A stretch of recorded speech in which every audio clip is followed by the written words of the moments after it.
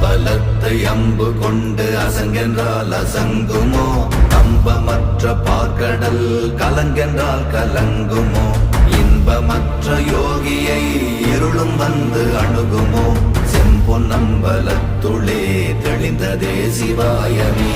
ஓம் நமச்சிவாய ஓம் ஓம் நமச்சிவாய ஓம் நமச்சிவாய ஓம் ஓம் நமச்சிவாய ஓம் நமச்சிவாய ஓம் ஓம் நமச்சிவாய ஓம் நமச்சிவாய ஓம் ஓம் நமச்சிவாய.